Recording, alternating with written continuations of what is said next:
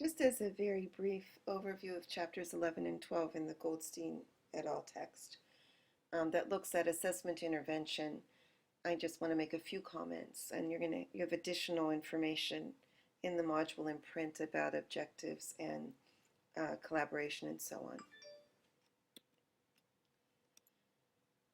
on. The idea of assessment to instruction, I mentioned at the beginning of the first PowerPoint in Module 5 that a lot of our formal assessments do not necessarily translate directly in to how the instruction should occur.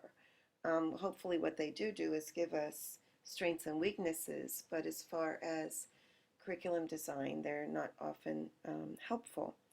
And I did also mention that the TEACH curriculum does integrate throughout assessment pieces, and we all know that we have to use formative assessment and ongoing progress monitoring with all of our students with special needs in particular. So informal assessment is very useful. Teacher designed and integrated informal assessment that special educators have been using forever to determine, the current levels, the current needs, and the readiness levels of the student to move on to the next developmental task or curricular task, and to constantly look at those strengths and weaknesses. Once you decide the activities to be assessed and design the kind of very natural, authentic assessment that you can do that will give you the results you need to design then the intervention or the teaching technique, you would evaluate those scores, develop reasonable goals, obviously, and then monitor those goals. So I wanted to direct you to, there's a case example that puts all of these ideas into a specific situation in the Goldstein text on page 331 that I think is very much more useful to you as an example than my going on about specific bullets on a slide. So I would encourage you to take a look at that. Classroom-based functional analysis, back in the day, functional analysis wasn't, or ABA wasn't used in the classroom by teachers themselves, and now it certainly is.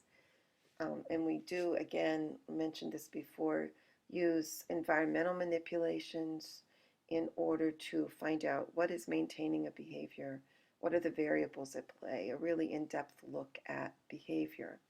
Teachers are certainly most capable of doing this. The issue is, how do you do this and teach at the same time? So we do have the use of, school districts have the use of behavioral consultants.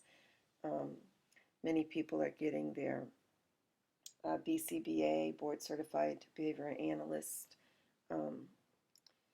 credentials, and using those. School psychologists can be useful in the case of needing someone in the room to do this kind of data collection. And so that should be available to all teachers, hopefully, best case scenario. Then looking at that data and analyzing it, is where we can start with how to formulate the behavior plan or the intervention, depending on the type of behavior we're looking at. Still using that good old ABC data collection a lot, that antecedent behavior consequence sort of analysis is still extremely useful. And again, if you would take the time to look at this chapter, page 345 is a case example looking at this process, and once again, I believe reading through that would be more useful to you than additional slides here.